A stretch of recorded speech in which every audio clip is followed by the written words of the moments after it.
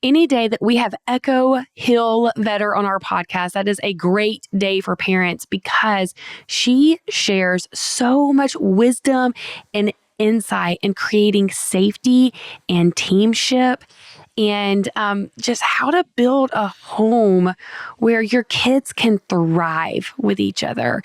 And that is exactly what she is going to be sharing today is lessons that she has learned, shifts that she has made, even in the structure of their home, tasks that they do as a family, that has created a system where everyone can show up as their most authentic self and feel safe with each other. That is where we are going today. Thank you, Echo, for being here. And welcome to the Connection Codes podcast. This is the podcast where we break open the emotions that take us from being disconnected to connected in your relationship and in yourself.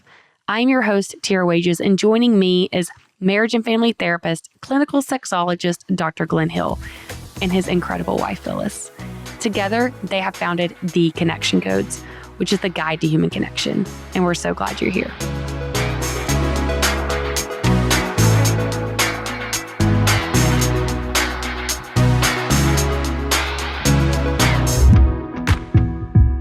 Hello, world. Hi, friends. Wow, what a joy to be at the table with Echo. And we were scurrying around a moment ago trying to figure out who sits where. Glenn panicked because, he does. And I had to sit next to him. So we were up musical chairs. That's what we were experiencing, musical chairs. So we're so excited that you're with us today. And we want to start this episode with doing the wheel. But we are going to do a shorter episode. We kind of think of it as a gold nugget moment with Echo. If you're a parent, this is a topic that probably is an everyday occurrence in your house. But before we jump into the topic, I am going to do the core emotion wheel, and I'm going to do an issue-specific wheel on parenting. And actually, we did this the other day with a group, and so I'm just going to do that same wheel. And it was the wheel was issue-specific trauma experience on parenting. And instead of going just to myself as a parent, I went back to what I experienced with my dad as a child. So I will go there. So definitely anger that my mom was silent. She was a silent person. I feel anger in that because it passed that on to me. I was a silent mom and wife in the early years of our marriage and feel a lot of anger about that because I still struggle with showing up in that space.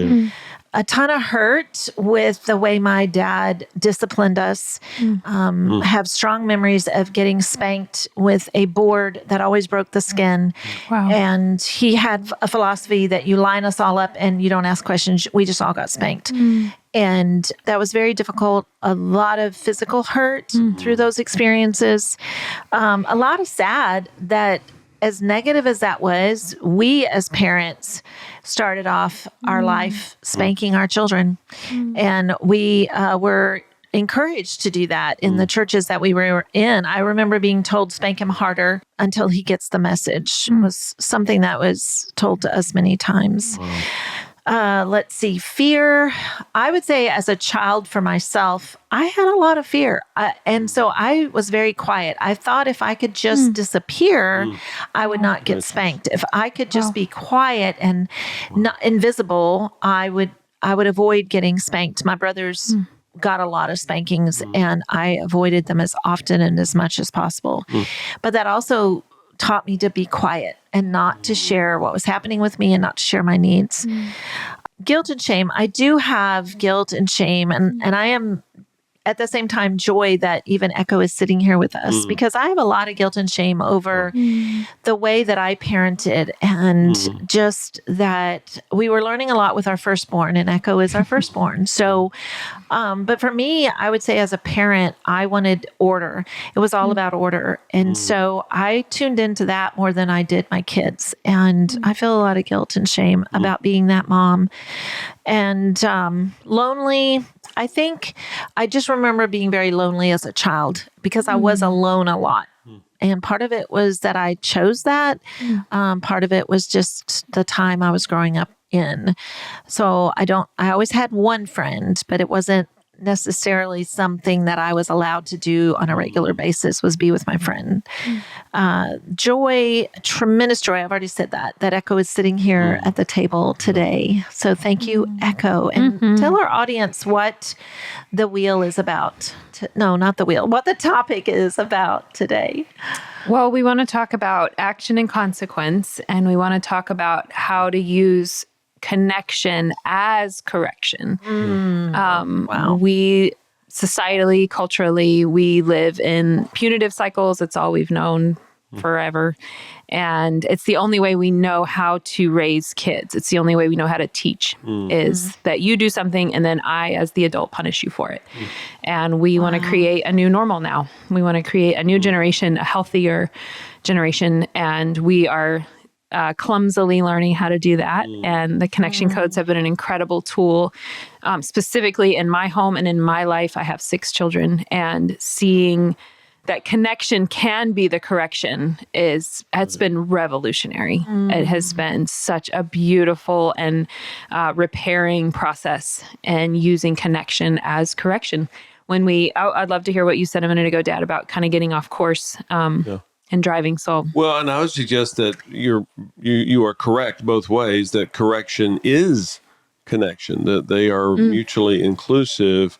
Yeah, and what we were talking about before this episode, just that, if you're driving somewhere and you miss a turn and you didn't realize it and you're like, oh, I missed the turn. Well, then you have to correct your course, but you don't get spanked for doing that. I mean, how bizarre would that be? The cop pulls you over and says, I'm sorry, sir, I have to spank you. You missed your turn. You're like, well, but wait, the natural consequence is I'm now going to be late for this, event that I was going to. So like, no, sir, we have to spank you. Just how bizarre that would be. But so you're correcting, but it's not a punishment. You just have to correct to get back on course. That's exactly what's happening for adults too. But with children, they just missed it. They missed the turn. They missed the correct path. And yes, they need their path corrected, and they need to correct their path. But we do that through connecting with them and helping them connect with their destination, with their goal, with their relationships. Not by punishment. The punishment is what already happened, the fact that they got knocked off course. Right. And again, that's true for all of us, however old we are. And that's our goal. And especially because what we typically do is we punish the child, and now the child is nth degree dysregulated. Yes. And then we think we're going to teach them a lesson. As all you connection coders know, intense emotion shuts down cognition. So now this child can't even think straight. And I did this, don't ask me to put a number on it, so many times with my kids. They're completely dysregulated. And I literally would sit down with them for an hour and 20-minute lecture on what they should have done. These kids didn't hear a word that I said. I might as well have been talking to a tree. And I thought that it was not from a bad heart, not a bad intention. I thought I was doing good and right. And actually, I was making it much, much, much worse. We have a friend that helps us a few days a week, just supports picking up kids and helping with dinner. And it's been such a phenomenal resource to have these last 6 months or so. And she asked my kids, they've become close as well because she spent so much time with our family now. And it's wonderful. She's a connection coder. It's amazing watching her. I'm learning from her. It's beautiful. She asked my kids a few months ago, what are some differences, or do you notice differences between the way your parents parent using with connection codes and the way your friends' parents parent? And one of my kids said, well, one thing that's different is that our parents don't punish us, but all of our friends, their parents do, and they do whether, like, they don't even ask questions. They don't regard what actually happened. If they just catch wind of something happening, they'll go ahead and punish their kid, even if their kid didn't do anything. And if their kid says, but I didn't do anything, they don't listen. They just punish them anyway. And I thought that was interesting that my kids are noticing that it's not normal that we don't punish them. And then, of course, I reprocess because I have more awareness. I've been in the world longer than they have and seen a lot more than they have. And just kind of observing, because I think the cultural story is, well, if I'm not punishing them, then they are fill in the blank, disrespectful. They don't show up for their responsibilities. They're bad students. Well, they must be disrespectful to the people at school, et cetera, et cetera. We fill in the blank with worst case scenario, right? Is that, well, then they aren't going to show up as good humans if they aren't receiving punishment. But what I have noticed these last 7 years using connection codes is that, kind of back to what you were saying, that connection is the correction. And are there times where they miss? Yes, they are, where they are rude or they are disrespectful or they forget to show up for their responsibility or they don't want to show up for their responsibility. But through using connection, so through using communication, collaboration, co-creation, cooperation, the course does get corrected. And I've definitely had a lot of fear, especially in the early years, because it's not what the people around me are doing. That what if I miss this with them? What if they grow up and they are out of control, or they are, they do live in chaos because I didn't punish them. But now our oldest is 19, our youngest is 7 months, and we've been doing this for 7 or 8 years now. And that is not what I have seen at all. They are showing up for their life. They are respectful children. They are on the team, right? Like, we do work together. They do show up. There was, I was coaching all morning this past Saturday, and my husband was caring for the 7-month-old all morning while I was coaching. We live on 6 acres. There was a ton of yard work to do because it's spring. And so everything has all of a sudden gotten completely out of control on our property. And we had a meeting and we talked about what needed done. And we knew that neither my husband nor I would be available until the afternoon. And I got done with my sessions and came outside, and the kids had been working all morning without us. My husband had been dealing with the 7-month-old all morning. I had been working all morning, and they had already made so much progress in that time without us even being there. We never threatened them. They knew there would be no punishment if they didn't show up in that way. We just communicated. We talked. We made a plan. The plan was that we would all do a different part of this job. The plan was we all live on this 6 acres. It takes all 8 of us, not 8, the 7-month-old doesn't contribute. It takes all 7 of us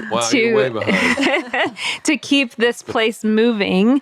And yet somehow, with no threatening and with them knowing that there won't be punishment because that isn't how we function in our home, they showed up and they brought their best selves, and they got so much accomplished in those few hours. And it was so encouraging, so much joy, like to walk out and see what had been done, and then to connect with them and them tell me stories. They filled me in on what they had been doing, and it's just phenomenal. And it builds on itself, is what I've noticed, is that it creates so much positive momentum that at this point, if that's not what happens, I'm shocked and confused. If there are ever moments where we're not on the same team, it's immediately like, wait a minute, this isn't the normal. What's happening here that you're so dysregulated or feeling isolation or disconnected or unsupported that you're not showing up for the team? Like, what's going on here? And then, of course, we can problem solve, troubleshoot, brainstorm, figure out what's happening for that kid.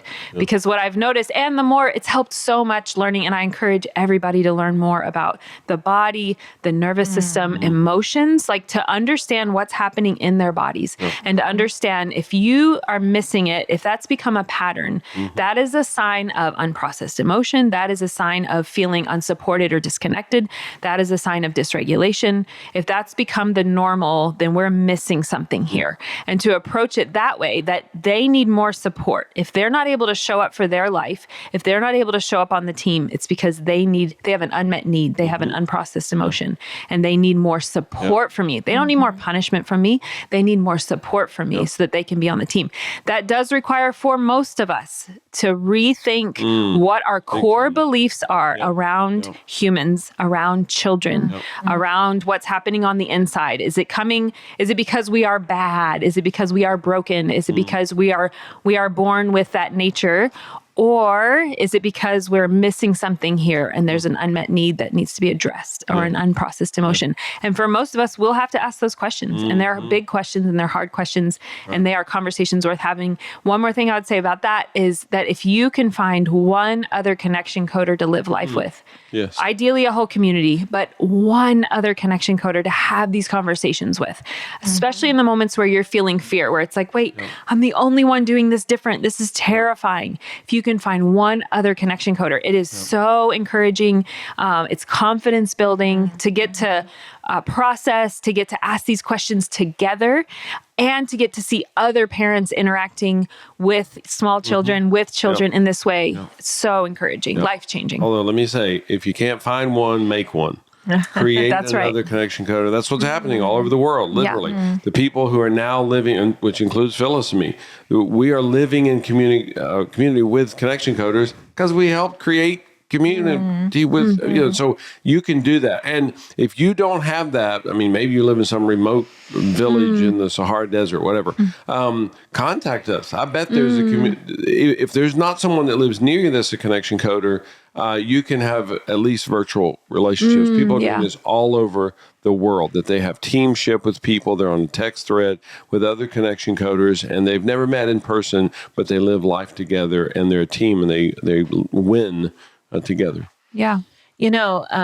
I would say that for some people that you begin working with, because I know you work with parents that have a fear, because that's all they've ever known is punishment, almost the threat of punishment. Like, you obey me or you will be grounded. You do this chore or you will lose the privilege of whatever. So there's this punishment mentality. So what have you seen that is maybe a common fear that keeps people from kind of embracing this type of parenting? Yeah, and let me set that up more, because I know 27% of our audience said, oh, well, that wouldn't work with our kids, what you just described with the yard work. The reason it doesn't work with your kids is because of the setup of it. I don't want to hurt you unnecessarily. I do not mind hurting people. And I would just plead with people just to consider this. It's the setup that makes it not work. Echo and Chaz's children are not better than anybody else's kids. It's not like, well, you just got lucky. No, you set it up, and you have striven diligently for many years now to create that atmosphere. And it's not because you just happen to have the DNA that makes your kids, cooperative. No, you establish teamship with them. So go ahead now. Well, and even having, this isn't an answer to your question. I'm sorry. I'm going to say this really quick though, but so let's say you hear this episode, or you've been listening to the podcast, or you've just taken the masterclass. So you're learning connection codes for the first time. It is worth having a team meeting with your kids and saying, guys, we have missed it on some things, and things are going to be different now. We're going to do things differently. We're going to interact differently. And then of course that has to be backed up by action. So you say the words, but that's worth doing so that they know. So whatever pain they has been unprocessed, whatever disconnection has been happening, that they know there's a new plan now. There's a new sheriff in town, right? And this sheriff doesn't bring punishment. This sheriff is all about connection. But truly, like, for them to be on the lookout of, okay, this has been a painful experience, and now we're going to experience something different, and then back that up with action to show them. And will that take time, and will there be hard moments, and will there be misses? Yes. But to make the announcement that this is a pivot moment, this is what we were doing, and this is what we're doing now, and to get them on the team in that moment, that from here forward, what the plan is that we will regard you. The plan is that we will process emotion together. The plan is that we will co-create solutions, that we are going to talk about, okay, here's our life. And you will have to do that. Like, it's such a mental shift to say, here's our life. Here's what it takes to keep our life running. And then to talk through, and there's a lot to this, we'll have to do a follow-up episode, and talking through what is worth it and what isn't. As in, doing the dishes is painful. Do we still need to do the dishes? Yeah, it's worth it. So we're going to process the pain, and we're going to do the dishes. But then there's other situations where, no, we need to stop doing that thing. It's so much pain to not reward, right? Pain is high, reward is low. So we're not going to do that thing anymore. And so sorting through your life, like looking through both as the parent and as the child to say, what is worth it? We just process the pain, we do it anyway. And then what do we reconsider? So I would start there and having the team meeting. The fear, I mean, worst case scenario, especially for teenagers, I know I've had, just in the last few weeks, I've had parents say to me, I feel fear they're going to become drug addicts. I feel fear that they're going to have, that they're going to hang out with the wrong people, and that is going to be, what do you call that? Like where they're just going to go down the wrong path, and then we won't be able to get them back. As in even like illegal activity. With the younger ones, there's a lot of fear around bodily harm. As in, if I just let them play outside, they'll get hit by a car, they'll fall out of a tree. So with the younger ones, it tends towards physical safety, physical harm. There's so much fear around that. And then with the olders, it tends towards hanging out with the wrong people, getting into trouble, like actual legal trouble, becoming a drug addict. It's definitely different for the older. So that's some of the worst case. But and it's worth having a parenting coach, like connect with me, connect with us, just to kind of get some traction, get some momentum and work through those fears. Because I absolutely have noticed that as a theme. Like, okay, we believe in the connection codes and we use it with each other, but we don't know how to translate that to our kids. And we're terrified that they're going to end up hurt or that they're going to end up hurting someone else. It really, if you distill it down, it's that. They're either going to get hurt themselves beyond repair or they're going to hurt someone else beyond repair. And we just can't risk that. And that's why having other connection coders in your life or working with a connection codes coach to be able to talk through those fears, come up with a plan, have solutions. Because is safety important? Absolutely. Is what we're doing now societally actually creating safety for our kids? No, it is not. Exactly. It absolutely is not. So we need a new plan. It's interesting. One of the questions that was just asked recently about how do you handle children that are whining? And it's interesting because I think that I know as a parent, when y'all were little, to me, it was, if you don't stop whining, you're going to go to your room. Yeah. If you don't stop whining, and if they're younger, it's like, I'm going to put you in your crib if you don't stop whining. Which is very much the punishment thing. Oh, yeah. And can you just for a minute address whining? What is whining? Yes. Yeah. So whining is a biological response. So when we're experiencing emotion or dysregulation because we have an unmet need, we're wired, especially in the young years when we don't have the self-control, we don't have the communication skills. We're wired so that the tone that's coming out of our mouth changes in a way that causes a pain experience for the adult so that the adult will tune into that pain and pay attention to us. So sadly, we've missed that. We've thought of it as, well, they're choosing to, and we don't have the self-awareness to say, this is a pain experience for me. So all of our attention is turned on their bad behavior, right? All of our attention is turned on, you are doing something wrong, instead of, this is a pain experience for me. So I need to tune in and process that this is a pain experience. But I also need to have the awareness that if they're whining, it's because there's an unmet need. And I'm their caregiver, which means I'm responsible for making sure that their needs are met, either that I'm meeting them or that I'm creating an environment where they can be met by themselves or by somebody else. So the whining is the symptom of the problem. It's the effect of the cause, and we typically address the effect. Exactly. And the cause is just ignored. Yeah. Yeah. So what we end up with is a backlog of unmet needs. And that's where the real problems begin. That's where, even to the point of a weakened immune system, chronic illness, chronic pain, chronic fatigue, both in children, but especially by the time we're adults.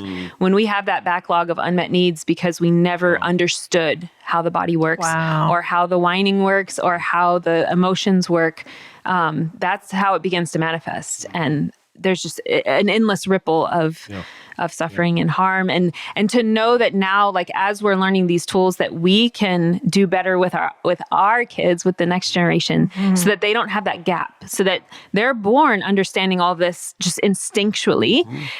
Most of us then had a gap, but now we're learning connection codes. And so we're repairing from that gap where we lost touch with our body, we lost touch with our need, we lost touch with our emotion. And so we're repairing. But we can raise the next next generation so that that gap doesn't happen. So that the 9-month-old becomes the 19-year-old, becomes the 29-year-old who just still knows how to process emotion, who still knows, my body has a need. And it's really important that I meet that need because otherwise I get sick. Otherwise I have chronic pain. And we have the privilege and the responsibility to do that now for the next generation. It's very exciting. So that's incredible very powerful. because I think that the takeaway for me in this, if you can relate to the whining piece, even just that, and go, oh yes, my kid whines, or one of my children whines a lot, to think that is an unmet need, that their body is responding by changing the tone of their voice. Right. So it's not even a conscious decision. It's their body saying, please help me, please see me. Yep. And by punishing that, you are suppressing their unmet need, which breaks down their immune system. So then your kids get sick more often. And then, as Echo just shared, if it continues that they do not get their needs met and that it's it's just pushed down, it goes on into their adulthood. And that alone to me is such a powerful note to end on today in this moment, this nugget, this golden nugget with Echo, is to realize, oh my goodness, I have to really pay attention on, and this is a plug at this moment for the parenting masterclass that we have, that Echo went into the studio with us and we were able to film, and it just pours into this information because it is a big shift. Oh, yeah. Very big paradigm shift. And it doesn't change overnight. And you may want a coach to actually get you started. But wow, what a powerful message to go, okay, this is bigger than I thought. This isn't just a parenting style like, I could punish if I want to, but I don't really have to. No. This is much bigger than that if you're not tuning in to your children's needs. So we encourage you, challenge you, beg you, plead with you, threaten you, whatever works, to get the foundations course, get the parenting course. We're telling you, we're changing the world. We're changing, we're revolutionizing people's lives, people's relationships, people's homes. It's a whole new world. It really is amazing. We just want to let you know we do this because you need this. You deserve this. So let's do this. Wow. Thank you so much to Echo for coming on. I am so impacted in my parenting every single time she speaks. I will admit, this is the area that I have struggled with the most. And we have made such big strides in how my kids show up and communicate. I think they do better than I do at times. And I am just so inspired by what can continue to transform for my kids when I continue to use these tools with them. So if you listen to this and you're like, wow, I want to shift generational patterns. I want my kids to feel safe in our home. Please enroll in our parenting masterclass. This is a class that Echo and Dr. Glenn and Phyllis co-created with each other. Echo leads many of the modules and sessions and just is so transformational in how we show up for our kids so they feel seen, they feel safe, and they can learn tools that will impact them for the rest of their lives. You can find a 20% off discount in our show notes to that parenting masterclass. So I encourage you to enroll today. Start this journey for them now. Thank you for all of our listeners for showing up every single week. It means the absolute world to us. I genuinely mean that. Thank you. If you have any questions about anything, please feel free to send us an email, reach out. We are here to support you on your journey. And as Dr. Glenn and Phyllis said, let's do this.